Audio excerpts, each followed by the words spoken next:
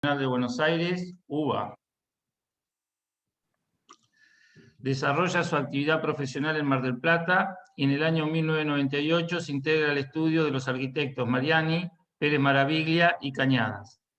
Sus obras y proyectos han recibido premios en concursos y muestras nacionales e internacionales, como así también han sido publicadas en libros y revistas de la disciplina. Ha participado en muestras y conferencias individuales y colectivas en Argentina y en el extranjero. Ha realizado obras y proyectos de impacto urbano, de significación estratégica para la transformación y o revitalización de distintas áreas de las ciudades en las que intervino. Las diferentes temáticas de arquitectura y urbanismo que ha realizado comprenden vivienda unifamiliar y colectiva, edificios institucionales, turísticos, recreativos, centros comerciales y urbanizaciones. Bueno, con ustedes Jerónimo Mariani, un amigo al cual agradezco que siempre está presente cada vez que lo convoco para la facultad. Te escuchamos, Jerónimo. Bueno, muchísimas gracias. Gracias, Juan, y gracias a todos. Yo lo que quería hoy contarles, la verdad que no lo tengo preparado como una charla porque es exactamente lo que entendí que no tenía que ser. Quiero contarles por ahí lo que fue nuestra participación en la experiencia de un poco la decisión de la ubicación de la relocalización de la terminal existente y qué pasaba o qué decisiones se tomaban respecto del predio que quedaba vacante, ¿no? ¿Vamos bien por ahí, Juan? Sí, sí. Entonces, bueno, hacer un repaso por ahí, un poco primero de cómo fue el proceso de ubicación de lo que es la actual estación ferroautomotor.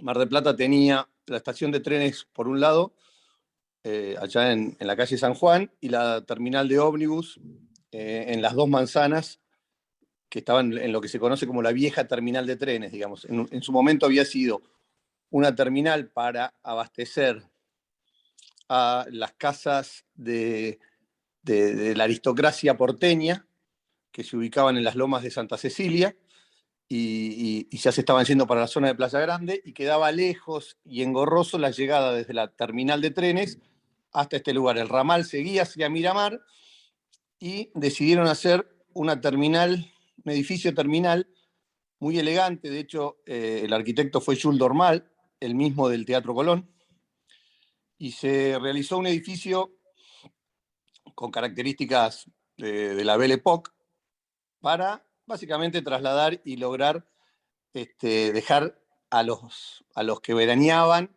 bien cerca de sus casonas, ¿no?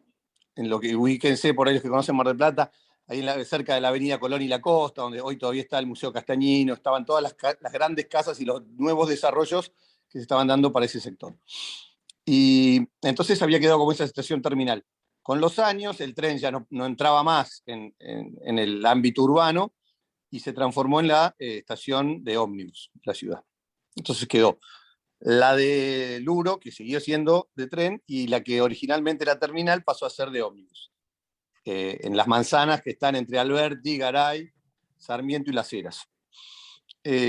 Cuando ya había habido algunos intentos en Mar del Plata en los años 90 de generar una ferroautomotor en donde estaba el predio del actual, allá en San Juan, proyecto faraónico de soterrar los últimos tramos desde la avenida Jara por abajo para que la trama de la ciudad siguiera, con grandísimos desarrollos inmobiliarios. Pero bueno, eso no había prosperado y habían quedado un par de presentaciones. Una frente al aeropuerto, donde se proponía hacer un centro casi de transferencia porque también hay una parada de la estación Camé enfrente al aeropuerto del tren. Entonces era esa idea, estaban como las dos ideas, dejarlo en la periferia y ahí reducir y salir con ómnibus o con un transporte más chico y generar como un nodo con el aeropuerto.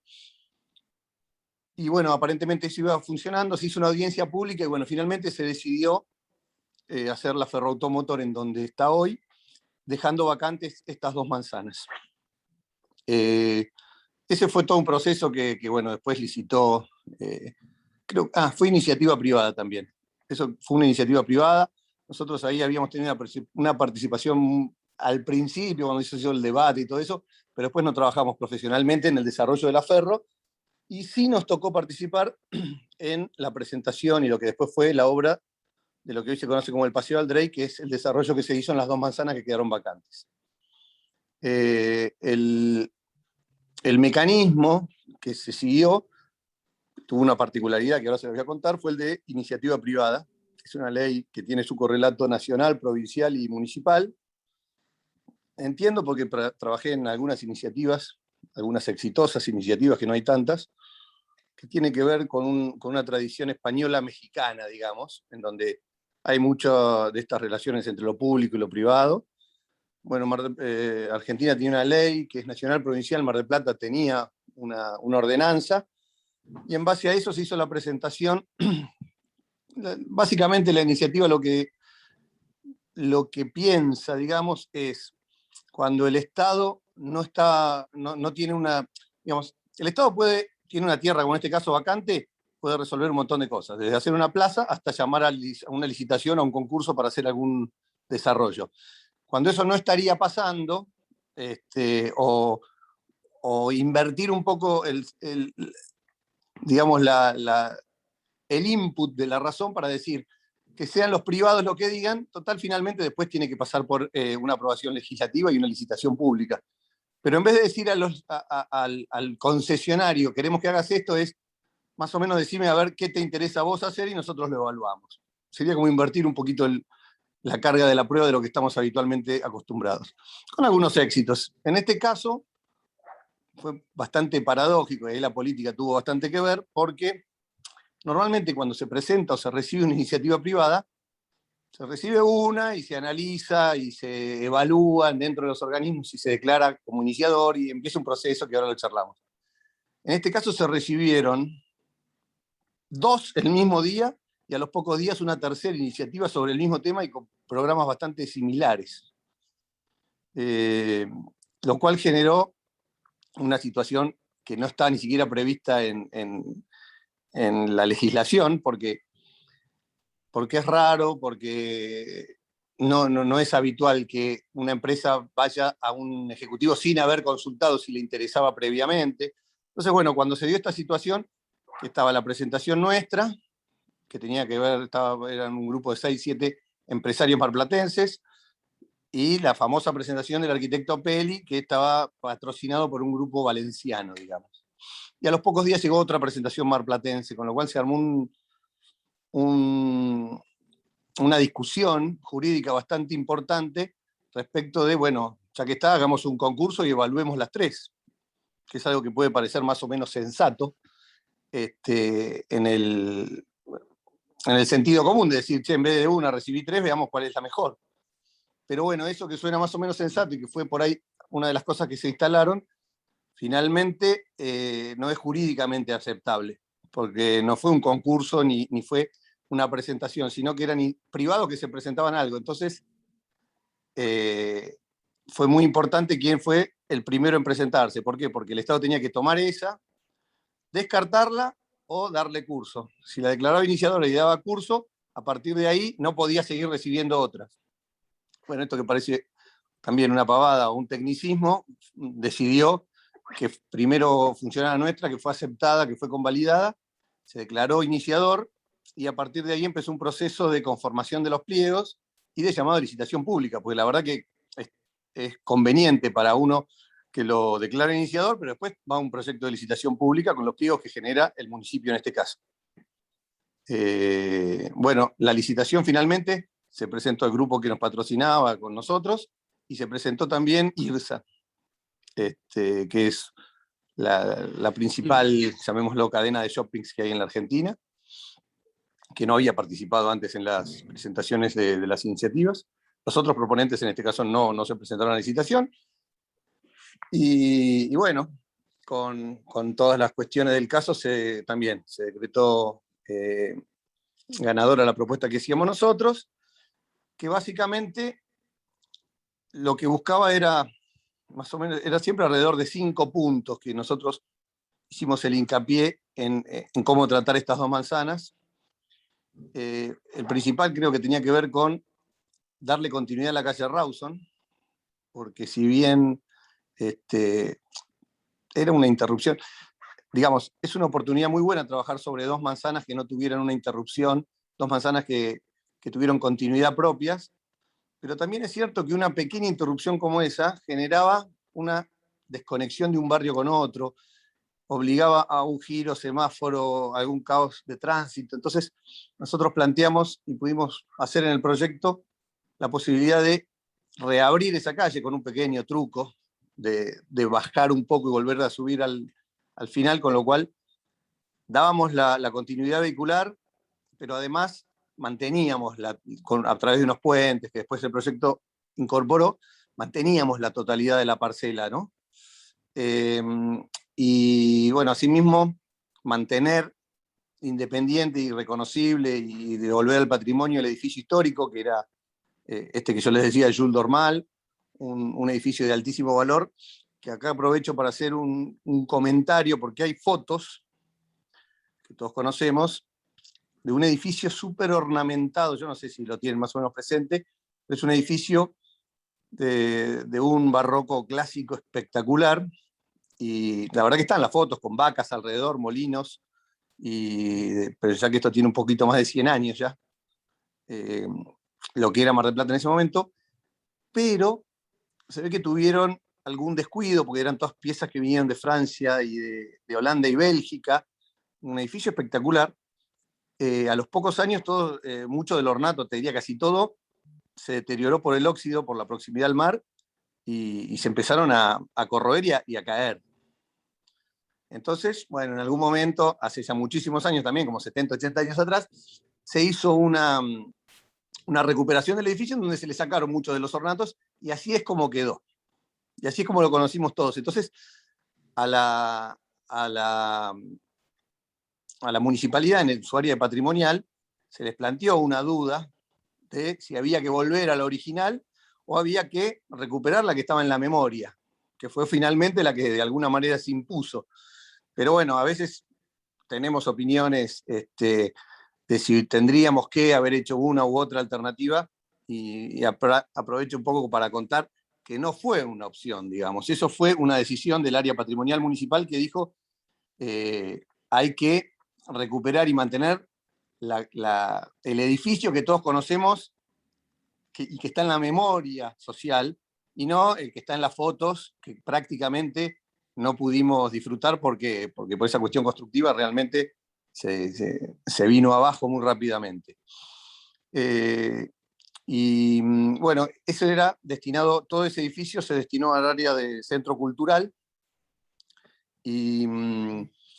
y fue interesante cómo, bueno, el programa siempre fue el de hacer un paseo comercial, ¿no? Que tuviera características propias, que nosotros le encantamos la idea de tener dos plazas, una plaza que vinculaba el edificio con el nuevo, con el histórico, y un patio plaza interior, como para que realmente fuera un lugar de encuentro, un lugar abierto, dos niveles de cochera. O sea, el proyecto después tiene muchas implicancias que tienen que ver con que sea algo lo más abierto, como un lugar de encuentro, abierto en el sentido que sirva no solo para ir a comprar o abastecerse, sino como para relacionarse, que justamente en estos años del COVID es lo que no nos está pasando. Pero bueno, creemos que era valioso y que va a volver a ser valioso la posibilidad de aprovechar estas situaciones como para generar lugares de encuentro o áreas en las cuales uno pueda hacer el encuentro social, ¿no? Así que, bueno, de alguna manera volviendo Jerónimo, a... ahí te interrumpo un cachito para Sí, dale, dale. preguntarte, Jerónimo. El programa, ¿cómo se construyó? ¿Cómo lo pensaron ustedes?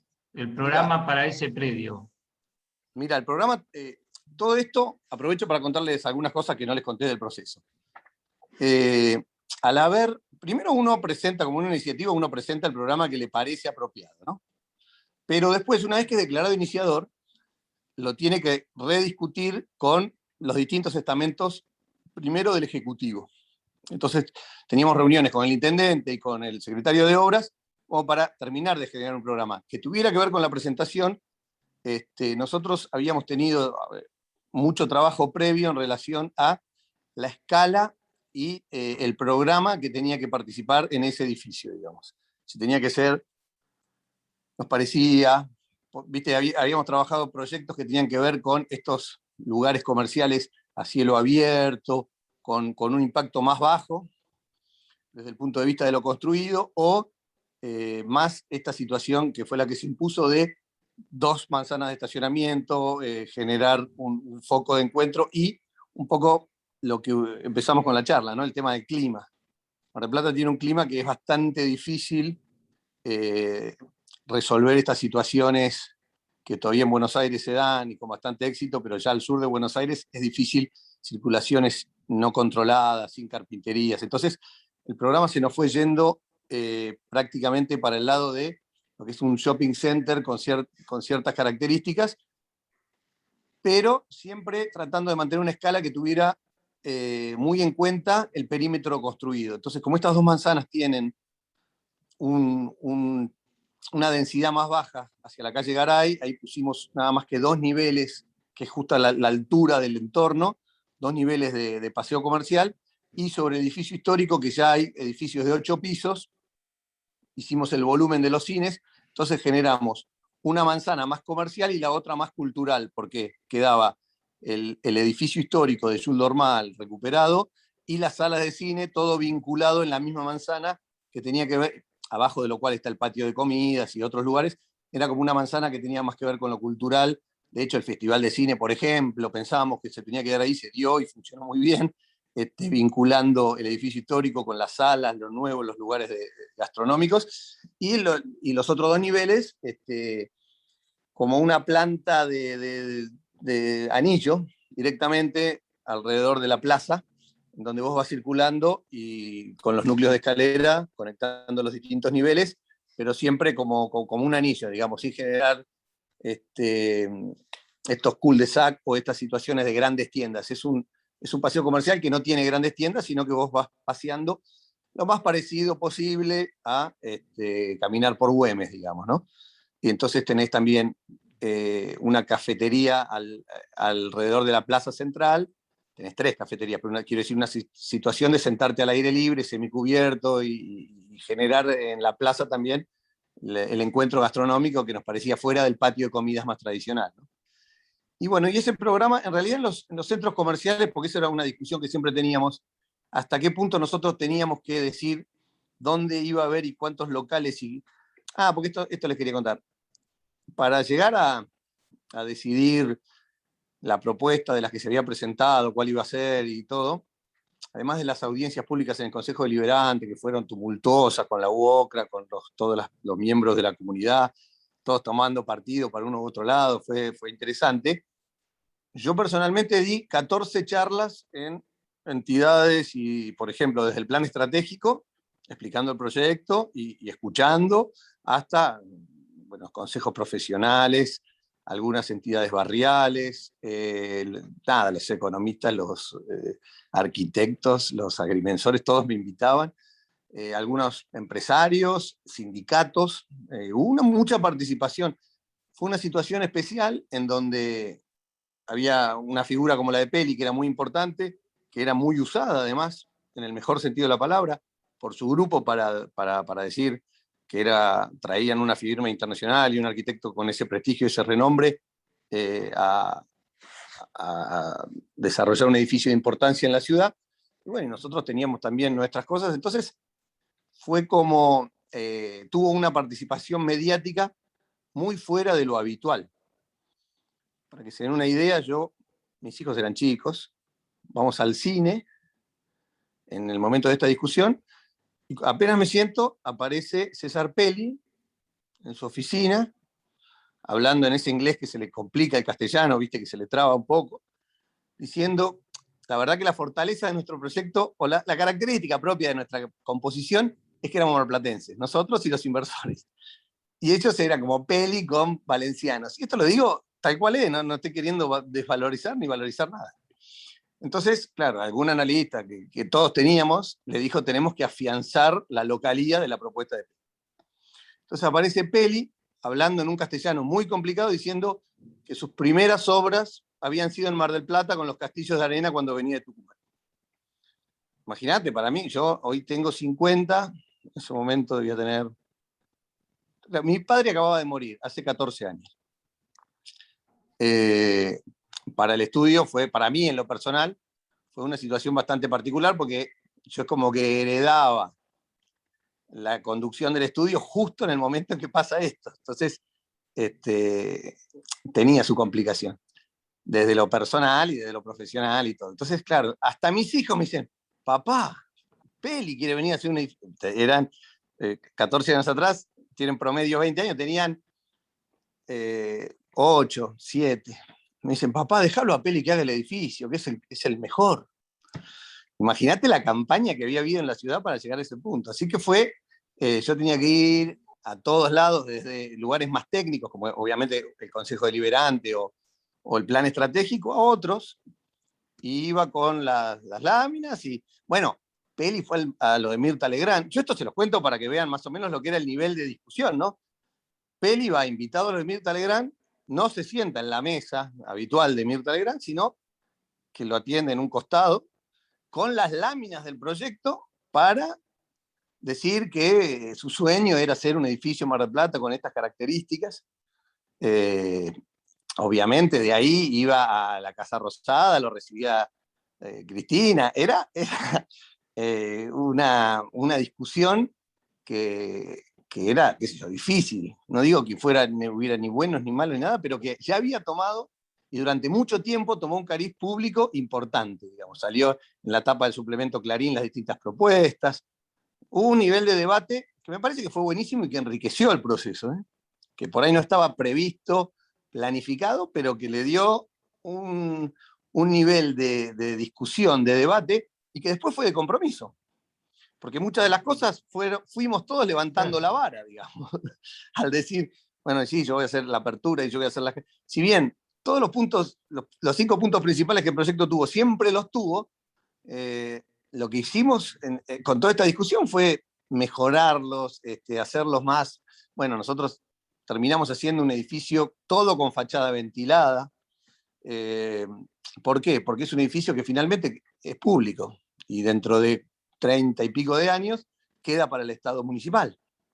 Entonces había que hacerlo con las mejores condiciones, no solo con el ahorro inicial, que hubiera sido una mala decisión, sino con una mayor inversión inicial para que después su mantenimiento y su consumo fuera el más bajo posible. Y tiene una fachada ventilada, que la fachada ventilada, digamos que es una vez que vos tenés cerrada la envolvente y resuelta la cuestión térmica, acústica, de cerramiento y hidrófuga, tiene toda una fachada exterior con una perfilería, en este caso fue un diseño español de porcelanosa, son placas cerámicas de 3 metros de largo por 1 de alto, que revisten todo el edificio y hacen que tenga un ahorro energético para su climatización, sobre todo cuando lo tenés que enfriar, muy, muy importante y de un valioso situación de repago en los años.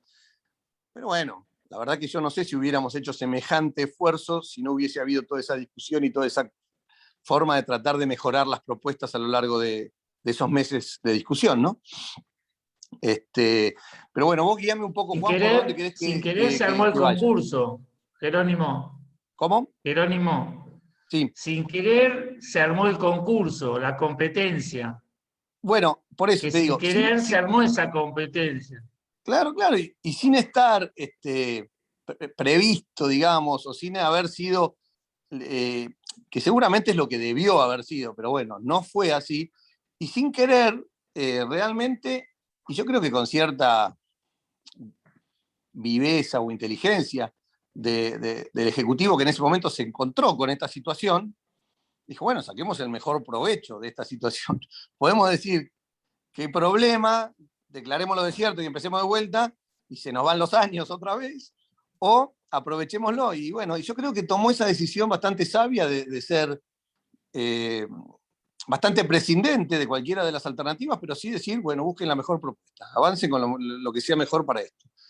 Y creo que muchas de esas cosas se fueron logrando, y si finalmente se hubiera hecho el de Peli, sin duda que hubiese sido mejor que la presentación original, porque yo la tengo y ya era bastantísimo más humilde la presentación del expediente porque todos corrimos con apuro, vamos a decir la verdad, ¿no? Lo que estaba en el expediente después se fue mejorando y todos fuimos haciendo, es como si fuera una segunda vuelta, ya que usamos la metáfora de que al final se dio como un concurso, en realidad lo que se dio fue como una segunda vuelta del concurso, que son buenas y son valiosas, porque uno ve lo que hacen los otros y las mejora, digamos. Así que creo que de una manera que es muy difícil que se vuelva a repetir, pero fue excelente mecanismo para este caso particular, porque ayudó mucho a que, digamos, yo de las 13 charlas que di, o 14, una cosa así, contando la audiencia pública, más de la mitad fueron con mis otras contrapartes juntos. O sea, por ejemplo, en la facultad, cuando nos convocó la Facultad de Arquitectura para charlar sobre las propuestas, fuimos los 3. Cuando nos convocó el plan estratégico, fuimos los 3. Entonces eran como exposiciones con oposiciones, y discutíamos. Y lo bueno es que, salvo algunas cosas de la ventaja de la localía que yo decía, o los otros que decían la ventaja del mundo, salvo esas cosas que eran por ahí más chicanas políticas o así, la verdad que lo que se terminaba hablando era del proyecto, en todos los casos. Y todos incorporábamos cuestiones de sustentabilidad a las que todos nos íbamos sumando, y todos cuestiones de espacio público, y cuestiones de conexión, y cuestiones... La verdad que los proyectos se fueron mejorando en la segunda vuelta. Y bueno, yo creo que eso es algo que siempre vamos a tener que agradecer nosotros, porque hicimos una mejor propuesta, y la ciudad porque recibió una mejor propuesta. Así que eso vale la pena destacarlo. Jerónimo, está Sí, buenísimo todo lo que contás y está lo que habíamos hablado nosotros, ¿no? El detrás de escena, porque después la obra los chicos la ven, la googlean, la ven y está publicada. sí, Ahora, definido el programa, tomada la decisión de la ejecución del edificio y terminado, sí. el municipio, por un lado, definió revisar la normativa del entorno en función del nuevo equipamiento y la revitalización del lugar. Primer pregunta. Y la segunda es, ¿qué efectos crees vos ha generado, ves vos que ha generado esta Sí, sí. intervención en el lugar? Mira, ¿Dentro te de lo cuento primero la esperado segunda. o no? Sí, sí, sí, total. Te cuento primero esa segunda Dale. parte. Mis padres en nuestro estudio ya les había tocado hacer en los 90 la recuperación de lo que se había sido prendido fuego la tienda Los Gallegos. La tienda Los Gallegos en el centro, que hoy es el Shopping Los Gallegos, a partir de esa obra que hicieron ellos con el estudio Zurdo Pfeiffer. Habíamos visto empíricamente lo que pasa cuando un lugar está degradado durante una cierta cantidad de años, más de 10, en su responsabilidad en cuanto a la degradación que produce a su alrededor, así como cuando ese lugar que fue importante se vuelve a dignificar, mejora y tiene propuesta, eso impacta inmediatamente sobre los vecinos. No teníamos ninguna duda que en este caso de la terminal, que venía con años de degradación, pero sobre todo con años de abandono, porque desde que se cerró para hacer la mudanza, no me acuerdo exactamente, pero habían quedado unos 5 o 6 años del edificio de las 2 manzanas cerradas, con lo cual ya había tenido decadencia, pero una cosa es la decadencia y otra es el abandono para el entorno, ¿no? Y esto había sido así. Entonces sabíamos, en base a experiencias de todo tipo con los edificios, pero en base a esa en la que habíamos participado, que tenía que ver con los gallegos, que se arma primero una revalorización económica de las parcelas del entorno inmediato, y después enseguida una revalorización urbana. Y bueno, y evidentemente fue lo que pasó y lo que está pasando. Con lo cual, la revalorización, la recuperación, la rejaricarización del sector, eso es clarísimo que se iba a dar y que se dio. Respecto a la normativa, no cambió, pero bueno, eso a Mar del Plata le cuesta mucho hacer cambios normativos, y de hecho ahora estamos viendo, se acaba de aprobar unos 13, 14, una ordenanza con unos 13, 14 anexos acá en Mar del Plata que tienen que ver con, para poner un ejemplo, cuando uno tiene un R3 y un R7, o sea que tenés 8 o 9 pisos y residencias bajas de baja densidad, están poniendo un distrito intermedio que sería un R4 para tratar de amortiguar esas diferencias. Se hicieron algunas modificaciones, no es que se hizo un nuevo código, pero sí algunas modificaciones que intentaban resolver algunas cuestiones, y así todo, en esta zona no se propuso, o si se propuso no se hizo ninguna modificación normativa.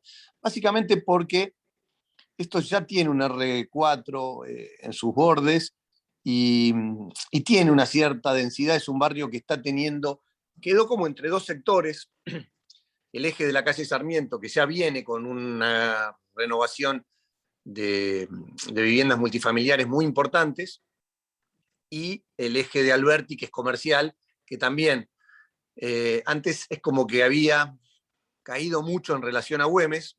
Alberti es transversal a Güemes, y Güemes se había llevado mucho de las inversiones y del desarrollo y de las propuestas nuevas, y Alberti había quedado como más barrial o de abastecimiento y no de indumentaria, por ejemplo. Y nosotros sabíamos que con la ubicación estratégica entre esas dos arterias comerciales, el shopping las iba a dinamizar a las dos. Y es lo que está pasando y lo que fue pasando. Entonces, si bien Güemes ya venía bien y siguió bien, esto sirvió mucho para dinamizar Alberti y darle una buena cantidad de propuestas nuevas y más dinámicas por el flujo que se generó para los dos lados, ¿no? Así que no hubo cambio normativo, y después de estos años, con esta oportunidad que acaba de pasar, tampoco creo que Mar del Plata lo haya visto como una necesidad de tenerlo el cambio normativo. Creo que en este caso particular, el código permite la realización de unos locales comerciales, usos mixtos y unas alturas que, según tengas medianera o no, están bien como para rodear esta propuesta con una buena urbanidad. Ahí, por ejemplo, ¿sabés si se aplicó algún instrumento de plusvalía, de ganancia, de recuperación de plusvalía frente a la intervención y la mayor valorización de los terrenos vecinos que vos estabas diciendo? Esa sería una manera, ¿no? Porque en este caso no hubo nada de eso. Hace una obra. Sí. No. No, en donde sí hubo, Mar del Plata usó la idea de la plusvalía, por ejemplo, en el eje de la calle Alem, frente al Golf, que hubo mejores indicadores y eran contra una plusvalía que específicamente tenía que ser utilizada para obras de infraestructura. Tenemos alguna experiencia en algunas excepciones más particulares que también se dio con contraprestación. De hecho, las torres de Peli fueron con contraprestación, plusvalía. Nosotros también hicimos un edificio que estamos construyendo ahora con el famoso Carlos Ott también, como el que hizo el proyecto así conceptual, y también hicimos una donación de la casa que estaba inscripta en esa parcela. O sea, en Mar del Plata se maneja ese hecho, pero no se utilizó en el caso ni de la propia terminal, que, bueno, en realidad, al hacer la obra y los cánones y todo, tiene ya su parte contraprestacional. No se usó para las mejoras de los vecinos en este caso. Perfecto. Respecto a la dinámica de mejorar la funcionalidad del sector que vos contabas y de conectar los paseos comerciales que tiene Mar del Plata, ¿en los bordes se produjo renovación así de edilicia? ¿Empezó ¿Construirse o simplemente el efecto fue el mayor valor de los terrenos? ¿Hay un trabajo de renovación y de mejora de fachadas, de puesta en valor del área? Sí, no, mira, empezaron, por ejemplo, como esto era la vieja terminal de ómnibus, había frentistas sobre la calle Garay, dos grandes parcelas que eran estacionamientos de ómnibus, ¿no? Estacionamiento y un poco más, ponele, donde se hacía mantenimiento y mecánica de los ómnibus y ese tipo de tareas. Sí. Ahí ya se están haciendo nuevos edificios con muy buenas características que eran un poco impensables que se hubieran desarrollado frente a la estación como estaba o abandonada. También ya se hicieron muy buenos locales comerciales, porque lo que se vio tanto en los Gallegos como en otras posiciones es que cuando vos tenés un buen desarrollo comercial, llamémoslo cerrado, como es un shopping o una galería o un paseo comercial, sus frentistas toman más valor comercial, con lo cual se hicieron nuevos locales comerciales que están todos ocupados y con muy buen funcionamiento y que además levantan, iluminan y mejoran la zona en sus horarios. Y por otro lado, el Paseo Aldre, digamos que es el nombre comercial del emprendimiento, también tiene áreas de servicios, digamos, ¿no? Entonces, de pago de servicios o de ese tipo de situaciones, que no es solo ir a comprar, sino es ir a peluquería, tiene, qué sé yo, me refiero a ese tipo de cosas, consultorios médicos, tiene algunas actividades de ese tipo que incluso las cocheras que funcionan en los horarios que el paseo no está funcionando, igual están funcionando, que sirven para ir a la zona y abastecerse o hacer otros trámites y cosas, con lo cual se está instalando mucha cuestión que no puede estar adentro y comercial, digo, ¿no? Por ejemplo, hay muchos lugares para estos de las mascotas, qué sé yo, que no están en el paseo, pero que están enfrente y que les viene bien la cochera, bancos, farmacia, un montón de propuestas que no están en el paseo, pero que están en las áreas frentistas y que ya mejoraron. Lo primero que pasó fue lo que yo te decía, de que se revalorizaron económicamente, pero después, de la mano de eso, vinieron las propuestas, y que no avanzaron más por ahí, por una cuestión probablemente de la pandemia, porque esto debe llevar 4 a 5 años inaugurado, si no me equivoco, 5 años inaugurado. Y es más o menos un proceso para que se vaya consolidando. Yo creo que en los próximos años más, es más, ya las calles que Rawson y Garay, que vinculan el paseo con el eje de la calle Güemes, también tuvieron un desarrollo impresionante, porque son como lo que uno quería generar, digamos, lo que uno genera como calle adentro también se da afuera, y todos los circuitos, esos se van potenciando con básicamente la aparición de cocheras también, ¿no? Porque nosotros tenemos ahí, no me quiero equivocar, pero eran como unas 400 y pico de cocheras en esas 2 manzanas. Entonces es mucho flujo con las renovaciones, sí, y todo es mucho flujo que si no le costaba como mucho acceder a la zona.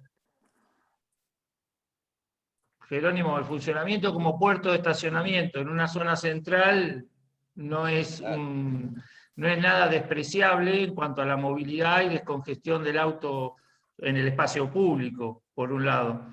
Y por el otro, por lo que estoy viendo, también reorganizó todo y potenció el sistema de movimiento del lugar. Claro. La verdad que sí, se dio. Era claro que es un lugar que, por haber sido la terminal, tiene una tradición de transporte público, porque las líneas de colectivo pasaban por la terminal, por una cuestión lógica, entonces está bien abastecido en términos de movilidad urbana, y además está muy bien ubicado en relación a los nuevos centros, digamos, que tienen que ver más con el turismo y con la temporada, con el centro tradicional, está estratégicamente ubicado cerca de la costa y demás. Pero si a eso le agregás, como decimos, esas 2 manzanas completas, que yo siempre, ¿no?, la sensación que tengo es que si eso hubiera sido un privado, en terreno privado, no hubiera hecho, obviamente no hubiese hecho esas 2 manzanas completas de estacionamiento, que fueron carísimas, lentas y una gran inversión, donde a veces seguramente hubiese hecho una como mucho, y la hubiese tenido completa y hubiese trabajado, y después vemos con los desbordes. El hecho de abrir la calle, que tampoco lo hubiera hecho un privado porque le partía en 2 su parcela, digamos. Abrir la calle, generar mayor estacionamiento, generar un área cultural, generar las plazas como en paso de encuentro. Yo creo que esas son todas, o la fachada ventilada. Todos esos puntos me parece que tienen que ver con esta oportunidad de que el privado aprovecha en una tierra pública, entonces tiene una contraprestación fuerte el Estado para decirle, che, haceme estas cosas. Dame sustentabilidad, dame conectividad, dame encuentro, dame servicio de estacionamiento, dame cultura. A ver, y contra todo eso, charlemos. Y nosotros, como profesionales, después está en la habilidad de cada uno lograr llevar eso adelante, mejor o peor, bueno, después ya estará en cada uno cómo lo pudo lograr. Pero ayuda mucho cuando uno trabaja en una parcela en donde interviene lo público, y si actuamos bien las partes, sacamos un mejor resultado. Eso me parece que es lo más interesante o lo más valioso de una experiencia como esta, ¿no?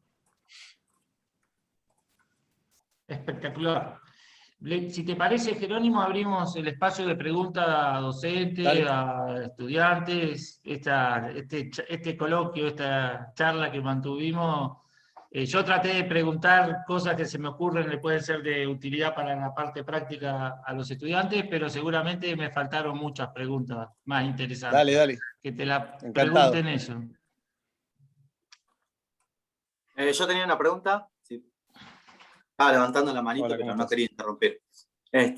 A mí me parece muy interesante el relato de Jerónimo, todo, desde cómo se gestó, cómo se cocinó el proyecto, y en particular porque como arquitectos siempre vemos en nuestros lugares de origen muchas cosas que pueden hacerse, ¿no? Y prevalecen las iniciativas o los intereses de otros actores, generalmente más poderosos, ¿no? Entonces, quería saber, en el caso de este proyecto, ¿no? Que primero el municipio le da curso a la iniciativa y luego el estudio gana el llamado a licitación. De no haber ganado la licitación, ¿en qué hubiera quedado la participación del estudio ahí? Y no hubiera quedado en nada, como tantas otras veces que uno se tiene que frustrar, pero a mí no me gusta hacer muchos ejercicios de qué hubiera pasado si estas cuestiones contrafácticas, porque podemos discutir años y no sé en qué hubiera quedado. Pero lo que sí podemos determinar es que esto pasó, se pudo llevar a cabo, y lo que yo creo es que si esto no hubiese prosperado, es muy probable que se hubiera hecho un concurso y también hubiera tenido un buen final, digamos. Obviamente que si hubiese hecho un concurso hubiera terminado en un ámbito más parecido a una plaza, con menos equipamiento, y se usaría de otra manera y también estaría muy bien. Lo que pasa es que nosotros en esta zona ya teníamos, además de toda la costa, que es un lindo espacio público que a diferencia de otras ciudades, Mar del Plata tiene muy bien ubicado, ¿no? Además de eso, teníamos la Plaza del Agua como un antecedente bastante parecido a pocas cuadras de ahí, con un edificio que existía, que se usa también como para cuestiones culturales y de encuentro, y la plaza, con lo cual, y tiene un buen uso, pero digamos que nosotros considerábamos, y la ciudad terminó también considerando lo mismo, que la idea de poner en valor el edificio y la plaza repetía algo que ya estaba a pocas cuadras de ahí y que se usa, pero que tampoco tiene una utilización tan alta o tan elevada, digamos. De hecho, tiene un montón de días disponibles para hacer eventos y cosas, con lo cual creo que hay que tener en cuenta esas situaciones particulares que en este caso se dieron y por qué se llegó a esta situación. A mí me da la impresión de que casi cualquier otra situación, o sin haber estado en la Plaza del Agua con la experiencia de 20 años anteriores a haber sido desarrollada de esa manera, que esto hubiera sido una plaza y hubiera estado bien también, ¿no? No sé si te respondo. Sí. Por ahí, digamos, por ahí mi consulta también va referida digamos, ustedes, cuando el municipio le da el curso a la iniciativa de ustedes, ¿no? Sí, Ustedes, se declara cuando iniciador, digamos, se técnicamente. abre la licitación al proyecto, ¿se abre la licitación también a lo que es todo el proceso? O sea, ¿se vuelve a iniciar anteproyecto? No. O sea, No. Cuando se llama licitación, ya pasa a ser lo mismo que una obra, es de hecho, y se inscribe en las categorías de la obra pública. Entonces, ya por eso ahí, entre que te declaran iniciador y sale la licitación, hay un tiempo, que en este caso debe haber sido casi 9 o 12 meses, no me acuerdo, pero más o menos, de mucho trabajo muy intenso en donde participan desde las oficinas públicas que tienen que ver con esto, hasta los bomberos, para tener el proyecto cerrado en cuanto a evacuaciones, las empresas prestatarias de servicio participan todos, va al Consejo Deliberante, se aprueban los pliegos en el Consejo Deliberante y a partir de ahí los cambios y las modificaciones que pueden hacer los participantes ya pasan a ser pocas, digamos. La etapa de discusión es anterior. Una vez que se hace el pliego ya corresponde a la obra pública y hay que hacer lo que está en los pliegos, básicamente. Está bien. Ahora te entendí más y creo que va para ese lado la respuesta. Sí, está bien. Bien. Gracias. No, hay una pregunta ahí. Dale. Y una compañera, Victoria de Iraola, pregunta: ¿la construcción del proyecto como nueva centralidad ha generado modificaciones en otros sectores comerciales, culturales, preexistentes de la ciudad? Yo creo que fue beneficiosa pero bueno, es muy difícil poder evaluar todas las situaciones y todas las circunstancias. Evidentemente hay una idea que si vos haces algo nuevo, lo viejo va a dejar de tener valor o presencia. Suena totalmente lógico, pero no sé si es tan verificable, porque está bien, acá hiciste 6 salas de cine, es bastante probable que alguna otra sala de cine haya sufrido la pérdida de asistencia. Ahora, la verdad que las salas de cine Mar del Plata ya venían, desde que se abrieron estas no cerró ninguna, y lo que pasa es que ya había habido un cierre muy grande de salas convertidas en otros usos. Digo eso porque por ahí es un hecho más cultural, tiene que ver con la pregunta y es como más fácil de evaluar. Ahora, si es una discusión que siempre está, abren un ICI y se funden las ferreterías. Pareciera que algo de eso hay una correlación, pero yo no tengo ni siquiera los datos para evaluarla. Lo que se nota es que en los entornos más directos hay una recuperación y una revalorización.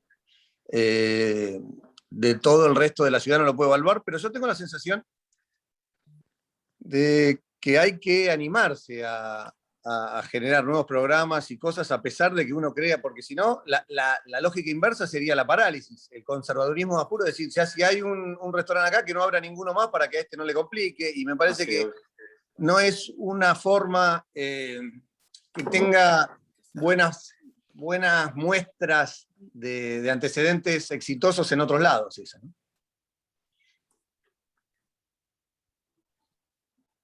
Sí, nosotros estamos analizando, digamos, como parte de la cursada, estamos estudiando el proceso de planificación que tuvo Mar del Plata, específicamente uno sectorial sobre el sector sudoeste de Mar del Plata.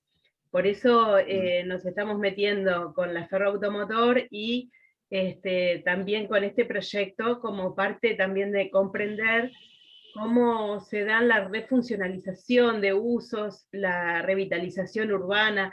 ¿Qué implica esto como una operación de piezas dentro de un proceso de planificación?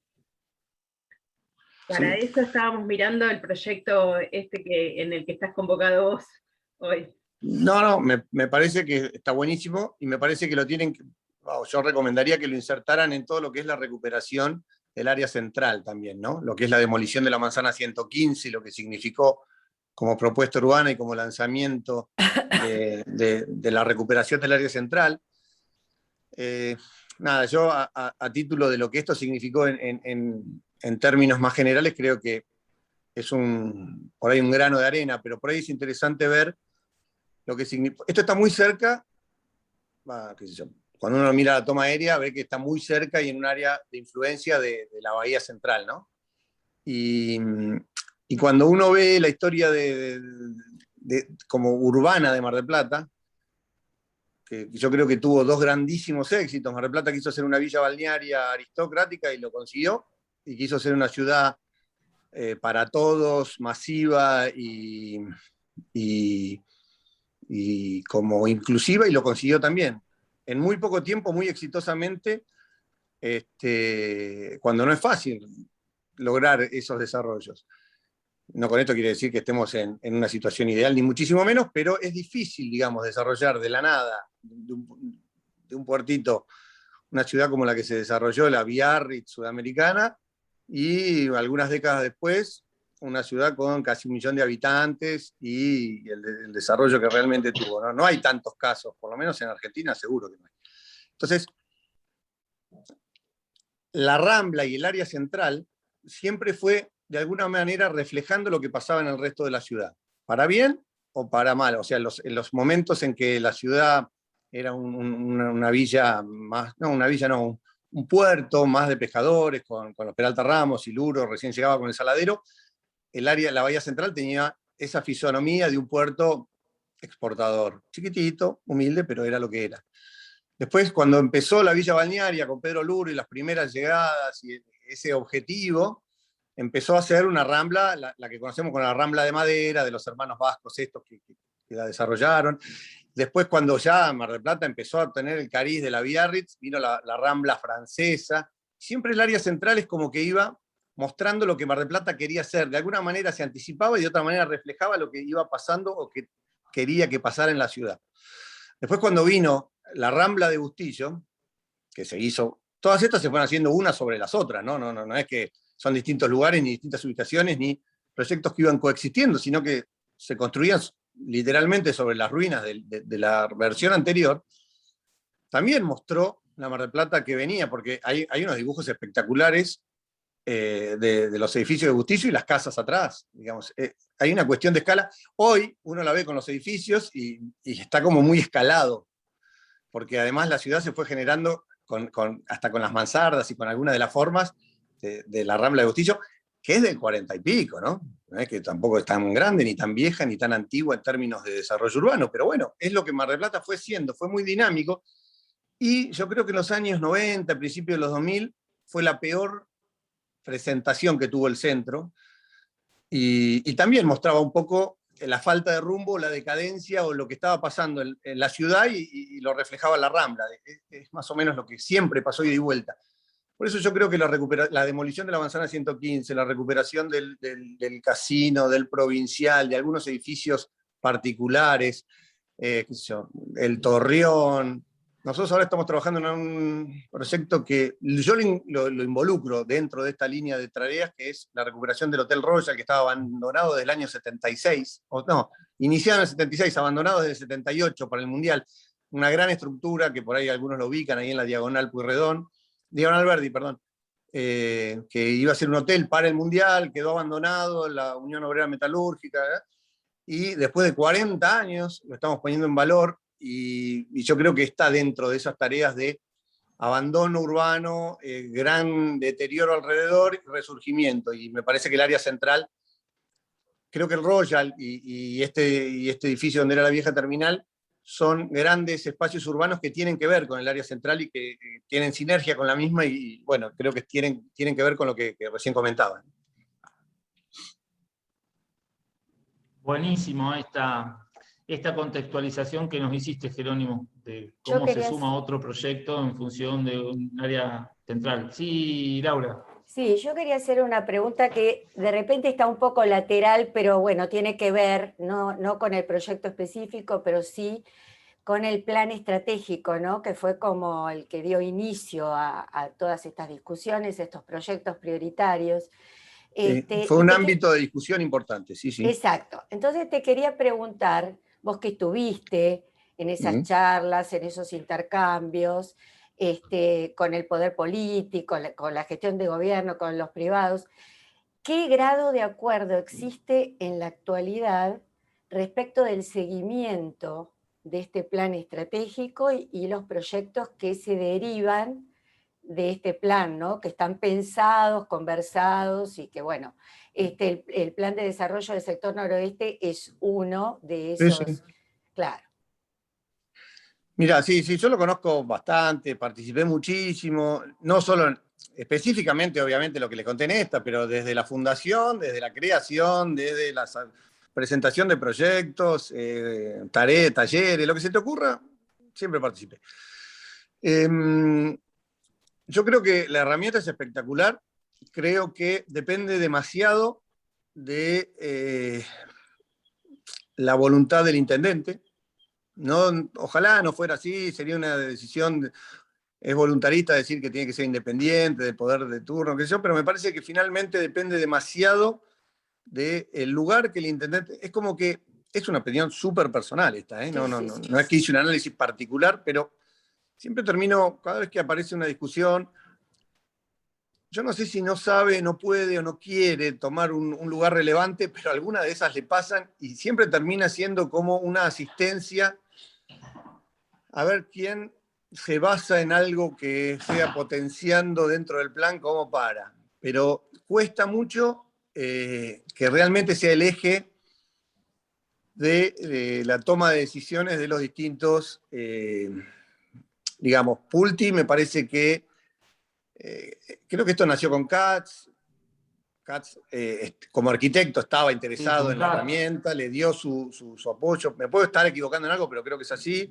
Después Pulti lo vio más como una herramienta, de hecho puso un economista al frente, Gustavo, no un arquitecto ni un urbano relacionado, y me parece que eso fue, en términos para lo que nosotros lo imaginábamos al plan, un retroceso. Depende mucho de quién lo lidera, depende mucho del intendente si le libera fondos o no, depende mucho. Y después hay una cuestión que es el cansancio de las partes, ¿no? A veces frustración, a veces... ahora, sigo creyendo que hizo cosas muy valiosas, sigo creyendo que tener publicados los ejes son una herramienta que a todos nos sirven para orientarnos, para guiar y para saber para qué lugar nos conviene ir grupalmente. Y creo que estando ahí, no pierdo la esperanza de que se transforme en una política de Estado y que ya no se discuta más. Imagino una elección próxima en donde todos los intendentes digan que este va a ser su plan de gobierno en relación al desarrollo de la ciudad, no dependiendo de quién sea su secretario de obra, sino de cómo va a interpretar eso. Y creo que estamos medio cerca. Soy bastante optimista en ese trabajo que se fue haciendo y que, bueno, para mí es como las cuestiones proyectuales, ¿viste? Que a veces fracasan y a veces cuesta llevar la obra adelante, pero a vos te van dejando una experiencia, qué sé yo, que en un momento la podés usar para otro proyecto. Y todo ese bagaje que te quedó es lo que te dio la virtud del oficio, digamos, ¿no? Que es lo que yo más valoro en la profesión, por lo menos como nosotros lo hacemos. Y me parece que a nivel ciudad eso es lo que está haciendo el plan estratégico, está dándonos las oportunidades. Yo les aprovecho para decirles algo que digo casi siempre, que es que yo veo a la ciudad como un objeto, llamémoslo de arte, en el sentido de como si fuera una escultura, un cuadro o una obra literario-musical, en ese aspecto, digamos. No por la superficialidad del arte, ¿no? Sino porque estamos haciendo un objeto, estamos construyendo un objeto con tridimensión y con relaciones de partes. Entonces, yo no encuentro nada más atractivo o más valioso que operar en ese objeto y tratar de mejorarlo y que quede para... Porque finalmente ese objeto que parece artístico es donde vivimos y no tenemos nada más valioso que nuestra vida y donde nos la pasamos entera relacionándonos, frustrándonos y disfrutándola. Entonces, me parece valiosísimo incorporar o sacar o mover o definir qué va a ir pasando con ese objeto. No lo encuentro, por más que quiera darle vueltas en mi cabeza, no encuentro nada más valioso que operar sobre ese objeto en el cual vivimos y nos desarrollamos. Entonces, creo que el plan es un orientador impersonal que nos podría ayudar muchísimo en el éxito del desarrollo de ese objeto. Bien, bárbaro. No. Entendió muy bien. Bueno, te agradezco. Jerónimo, bueno, muy interesante todo lo que comentaste. Bueno, muchas gracias. Quería hacerte una pregunta que por ahí puede llegar a ser de interés también para los futuros arquitectos que están estudiando justamente en esta asignatura. Vos algo mencionaste de la conformación del grupo o de los socios para presentarse en la iniciativa privada. Pero me gustaría saber, como arquitecto, como responsable de un estudio de arquitectura, cómo se conforma un grupo desde lo técnico, desde lo económico, financiero, desde muchos ángulos, como para llevar adelante una iniciativa de este tipo, desarrollar un proyecto, gestionar un proyecto urbano como este. Buenísimo. Mira, la verdad que te voy a empezar por una especie de sincericidio e ironía, que es como se puede. Eso es lo primero y lo real. Pero eso no quiere decir que uno no lo haga de la manera más profesional posible. Y la verdad que nosotros, por ejemplo, cuando nos tocó hacer el acuario, obviamente que tenés que trabajar con asesores específicos del tema porque tenés que tener las condiciones para que vivan los animales en piletas. Pero la verdad que nosotros trabajamos mucho con asesoramientos específicos y técnicos en distintas áreas. La verdad que en este proyecto trabajamos con un especialista en temas comerciales, desde entrada, que es Pablo Pini, digamos. Nosotros, Pablo, que trabajó en la gestación de casi todos los shoppings, porque él laburaba en Interurban desde su origen, es una persona que a nosotros nos ayudó mucho en distintas situaciones que tuvimos que trabajar áreas comerciales. Y la verdad que nos apoyamos mucho en una cuestión muy empírica que él nos da. Y más que, sí, súper empírica, pero además científica, si querés. Y bueno, después trabajamos con nuestros asesores habituales en estructura. En este caso, trabajamos con el ingeniero Carmona, que es un ingeniero de Buenos Aires, que nos ha tocado trabajar con él en proyectos de envergadura en Mar del Plata y fuera de Mar del Plata. Y bueno, es un placer porque es gente de muchísima capacidad que te propone, cuando había que hacer puentes peatonales por arriba, ¿viste? Vas resolviendo. Después tenés, me parece que tu pregunta iba más orientada a cómo fuimos resolviendo los... Digamos, acá trabajamos con un estudio de abogados muy importante de Mar del Plata, que fue el que acompañó y que fue muy importante porque la presentación de una iniciativa privada tiene muchísimas cuestiones jurídicas y técnicas. Un escribano, que también era de confianza de los participantes, donde nos íbamos pasando, hay que generar sociedades, hay que hacer muchísimas presentaciones. La parte formal, tanto en la presentación de la iniciativa como en la licitación, lleva muchísimo esfuerzo específico y cualquier error o metida de pata puede ser una descalificación. Entonces, es como que hay que tener muchísimo cuidado en el desarrollo del proyecto, pero en las cuestiones formales, porque es como que es un juego, cuando vos haces licitación de obra pública y sobre todo con mucha mirada, que no es una ruta, sino una pieza urbana, digamos, tenés que estar, por lo menos así creo yo, muy atento a todos los detalles, las cuestiones con los vecinos, las cuestiones con los concejales, la apertura, la claridad, digamos, hay que tener muchísimas de esas cosas. Y después, bueno, nuestro grupo tenía un líder que era Florencio Aldre Iglesias, que es la persona que acá es la dueña del diario, es una persona significativa y poderosa, pero lo acompañaban los Cabrales, empresas de distinto tipo que venían trabajando con él, como Consorti Silva, como Imasa, como un montón, 6 o 7 accionistas que cada uno aportaba desde su conocimiento, desde su... Y todos desde, la verdad, que quería hacer una obra de la cual estuvieran orgullosos. Entonces eso como que ayudaba mucho porque era en su lugar y como es una obra cumbre o culminante de muchas personas o de muchas carreras que querían devolverle a la ciudad algo de lo que les había dado. Y eso era... se notaba en cualquiera de las reuniones, ¿no? Bien. Buenísimo. A ver, más preguntas. Nos surgen. ¿Tan claro estuviste, Jerónimo? Mirá. Bueno. ¿Estás en Zoom? No hable. Sí. Si no hay preguntas, no sé, si nadie se le ocurre más preguntas, podríamos, no sé si les parece, Julia, Gaby, despedirlo a Jerónimo, no sé, para que los chicos después vayan a trabajar a las comisiones. En el chat hay dos. Por ahí relaborar y conversar. ¿Hay dos preguntas? Ah, sí. No, está. No, pero ya están leídas. Sí, estaban leídas, sí. Las demás se animaron. ¿No hay ningún estudiante que tenga dudas? Bueno, no quiero presionarlos, como suelo hacer yo, de agarrar uno y bueno, y hacer lo que pregunte. No lo voy a hacer eso ahora.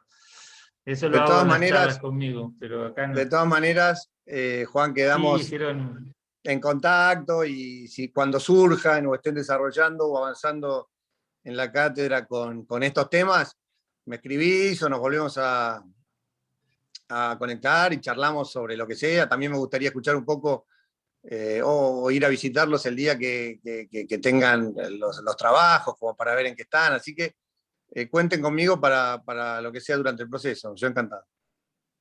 Bueno, muchas gracias. Dale, eso te lo agradezco, dale. Jerónimo. Bueno, acá los trabajos los vamos a ver por el Moodle, por Paddle, porque viste que presencial no creo que volvamos este año. Va a seguir todo virtual, digamos, pero bueno. Bueno. Seguro que este año vamos a terminar así. Bueno, Julia, Jerónimo, yo también me sumo al agradecimiento, me sumo a lo que dice Juan, que para nosotros es muy importante justamente que los estudiantes y bueno, y nosotros también tengamos contacto con quienes intervienen en obras de esta envergadura, porque en realidad son proyectos muy, muy importantes y trascendentes. Entonces, te agradecemos mucho la posibilidad de haber compartido con nosotros todos estos conocimientos y las experiencias fundamentalmente sobre este proyecto. Dale, muchas gracias a ustedes. Para mí es un placer. Siempre, yo no soy docente, pero siempre digo lo mismo, en la medida que pueda estar cerca o participar en cuestiones de la facultad, estoy encantado. Así que cuenten conmigo para lo que quieran. Bueno. Muchas gracias. Bueno, un gracias. gran abrazo te mandamos Gracias. todos y todas. Adiós. Y un saludo a María Aide, muy grande. Bueno, dale, Chau, se lo chau. mando. Adiós. Muchas gracias. Dale. Gracias. Chao.